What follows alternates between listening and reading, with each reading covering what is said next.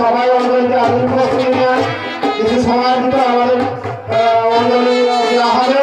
আপনারা সবাই কাছে আছেন, সবাই মায়ের কাছে ভক্তি ভাবে প্রমাণ করেন, যে যে উপকার আছেন সবাই বলেন মা আমরা তো 1 বছর পরে আমাদের একটা পূজা, আমরা কীভাবে 1 বছর পর্যন্ত তোমার পূজাটা আমরা আবার পরবর্তী বছরও করতে পারি, সবসময় আমরা করতে পারি না। আমাদের ভালো রাখো, আমাদের সুন্দর রাখো, আমাদের ছেলে মেয়েকে ভালো রাখো, আমাদের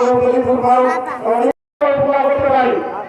সব কিছু মায়ের যখন প্রার্থনা করেন, ছেলে মেয়ের মঙ্গল থেকে দেশের মঙ্গল সব চিন্তা করেন, আমরা ভালোভাবে করতে পারি। এবার তোমরা সবাই অঙ্গলিতে আপনি প্রস্তুতি হও এবং আমাদের সুনীল ঠাকুর কিছু বলবে, কথাগুলো শোনো।